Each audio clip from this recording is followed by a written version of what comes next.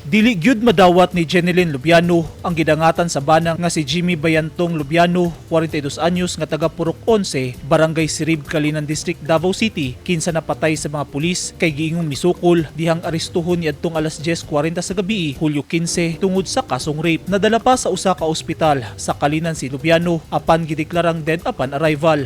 Giingong si Lubiano ang gitudlo nga nag-arkila sa umbak nga ulahing gisakyan ni Architect Blanche Marie Bragas una nahitabo ang linuog nga krimen niadtong Mayo 16 ning tuiga. Subay sa report, natultulan sa mga pulis ang yelo nga umbak nga gigamit sa krimen dihang nagpahigayon sila og uplan katok kun pagsubay sa tanang nanag-iya og umbak kun bao-bao sa Calinan ning syudad. Gilimod ni Jeneline nga nalambigit sa kaso ni Bragas ang iyang bana. Aminado kini nga dunay kasong pagpanglugos ang iyang bana nga siya mismo ang nagpasaka sa kaso.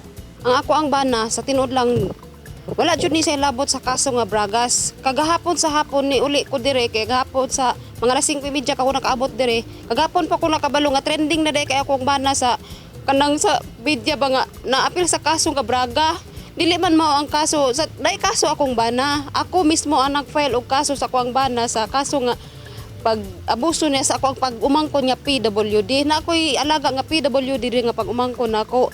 Dito nakasala ang ako ang bana. Mao to'y gi-file na ko nga kaso adtong bulan sa December 2022. Karon na siya na-shock ko kagahapon nga nung na-trending akong bana nga na-appeal daw sa kaso nga Braga. Wala joy labot akong bana. Wala joy labot akong bana sa kaso nga Braga. Wala joy mi kaila katong mga tao nga katong nangamatay na nga namatay ka involved daw kuno sa kasong Braga. Wala jud taon kaila akong bana adto. Wala man gani kabalo kong bana taga-asa tong mga tawhan na to. Sa una, ang iya yung record diri sa barangay dili man siya ingon nga naay record nga sa mga criminal case. Katong December manggod 2022, niyanhi diri ang iyang asawa no ug kauban sa among purok leader sa Purok 11, nag-complain ang iyang asawa nga kuno nahilabtan sa iyahang bana ang katong iyang pag-umangkon nga babae. Ingon ana lang to ang iyang gi-complain. So, ang gihimo namo diri sa barangay nakipag-coordinate mi sa Calinan Police Station kay ang gusto manggod sa asawa nga murag iyang ireklamo ang iyang bana. So, among naghimo mi didto sa Calinan Police Station murag naghimo mi letter nga amo asyang magpa-assist mi. Or ana nya niari diri ang police sa barangay together with the purok amo ang tanods yadto namo ang area. So ningon man ang pulis nga kap tikiota kung ato siyang pusasan kay sa atong nahibalan dili lang day karon siya na rape no. So dugay-dugay nang nahitabo. So iagi na tog proseso. Giingong si Lubiano ang ikaupat nga suspect kun John Doe kinsa nilugos patay kang Bragas. Sakit sa ko ang buot nga dili maamin ko sa kanang dili maayo akong pagbati sa akong bana tungod kay nakasala sa ako o nakasala sa akong pag-umangkon pero sakit kay ako ang buot karon nga gidamay sa kaso nga sa Bragas nga dili mao wala siya na involved diha unya ang sitwasyon pa jud gipatay pa jud pud ang ako ang bana sakit sa ko ang dughan jud. Matud ni Jeneline nga imposible nga malambigit sa kaso ni Bragas ang iyang bana kay sayok kini nagauli sa ilang balay gikan sa trabaho.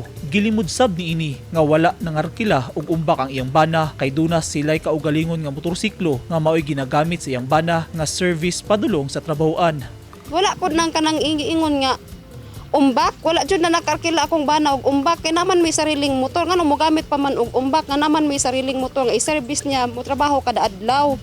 Unya, kanapon sa panahon nga nahitabo kang Bragas, ang akong bana sa tinuod lang jud, matag adlaw muuli gyud na sa diri alas 5 sa hapon, naana jud akong bana diri sa balay. Kada panihapon na mo, magkauban jud bikaon ana, kung makauli na sa gikag trabaho. Cellphone na niyang lingaw, wala man sa sariling cellphone. Ako ang cellphone ang ginagamit niya. Pag nana siya diri, di na ako kagunit sa ako ang cellphone kay nana na gyud na sa iyahan. Lingaw kay na siya mutan-aw og wrestling ra jud na iyang lingaw. Natugaw ang katulog sa pamilya ni Jeneline dihang nag-serve sa warrant of arrest ang mga pulis niya tungtungura kay kalit gisikaran sa mga pulis ang pultahan sa ilang balay. Mas nahibulong si Jeneline nga nung walay napakitang warrant of arrest ang tulo ka mga pulis nga misurod sa ilang balay nga nangita sa iyang bana. Natingala sab sila nga nung gipasakay sila sa mga pulis sa ampra o gidala sa barangay hall samtang nabilin nga nag-inusara ang iyang bana sa ilang balay. Sir, mao ako ang nakatingad-an kay wala may pag ayo giransak ni dire bungkag among pultahan Akong anak ang una gibunlot, gibutang sa gawas, pasakay sa ampra, and then sunod gigukod nila akong bana kini sunod man pud akong bana sa kuang anak maabro yung tas pultahan niya kay nakuan naman nabungkag naman ang pultahan nidagan akong bana sa kwarto. Mama unsa ni di ako pud kay gikan ako nakatulog na ko gamay kay nang higda naman ko naratol ko ni kamang ko ni gawas nadasmagan ko sa kong bana nadasmagan pa ko sa pulis nga nigukod sa iyaha tulo ka buk pulis nigukod sa kwarto nya last na kong nakitan sa kuang bana nga nabuhi siya kay nakalingi pa man ko pagdagan nako.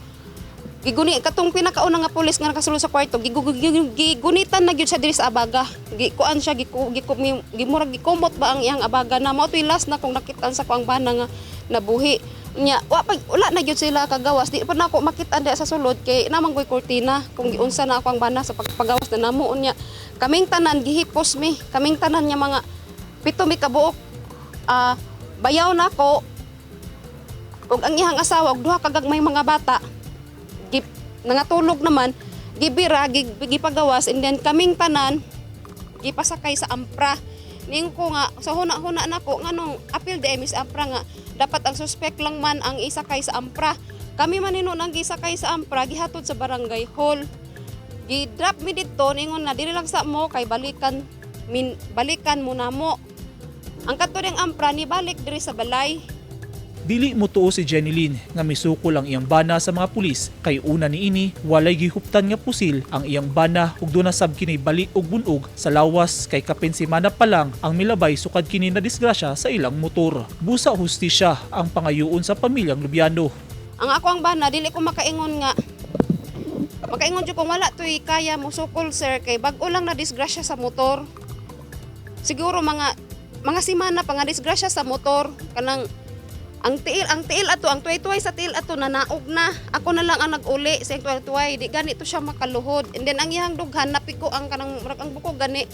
Kay nadasok man siya, kay nasakyan man siya atong nakangkas siya pagka-disgrasya sa motor. Hubag jud kay niyang dughan, lapos siyang likod. Hubag jud kay. So dili kay siya wala kasi kusog mo ana. Nya ini ginhawa pod niya sakit daw kay katungod lagi atong bunog niya or unsa ba tong nabali ba tong dughan, bukog atos dughan. Lisod daw iginhawa. Mato pa may luya gani siya. Wag gani siya gana mukaon. Sumala sa mga silingan ni Lubiano, sunod-sunod nga buto sa pusil ang ilang kalit nga nadunggan niadtong Sabado sa gabi dihang giserve sa mga pulis ang warrant of arrest batok ang Lubiano. Diha man gumi ito sa sulod kay wala pa mi natulog pero na mi sa sulod. So nakadula mi medyo saba unya motion ta mi gawas. Dili mi pagawas sa naman ni pulis. Ginabawal magipasulo mi tanan. So sulo mi tanan. Pag ay naduna mga buto, ingon siya hubo mo kay tidak magpatakag pa pusil kay nado pusil. Ano tong pulis sa gawas, di gawas diha. So wala dalang mi. Halang mi kagawas nga wala na. Nga nanabot na tong kapitan, mga kagawad, mga auxiliary, dili na mo matansya kay primero tulo, sunod lain na pud. Ana murag undang-undang ba? Dili gyud nga kanang sunod. Subay sa report nga naembargo di ay ang umbak gikan sa tag-iyan ini nga giilang si Joey Misa nga residente sa barangay Balingaing, Tugbok District ning syudad. Apan sa pagpanubay sa news team sa barangay, gikumpirma ni Kapitan Daniel Urong nga walay Joey Misa nga residente sa ilang barangay. Kami mismo sa barangay, ako po isip barangay captain, wala yun may nakarehistro anang Joey Misa. Walay nakitang umbak ang news team sa Kalinan Police Station. Wala sab miatubang si Police Colonel Alberto Lupaz ang hepe sa DCPO ngadto sa news team nga iyang gipahulat og dugay apan mibalibad ra di ay sa pagpa-interview may kalabutan sa kaso ni Lubiano ug Bragas. Eugene Hinutan, Newsline Philippines, Davao Region. Stay safe.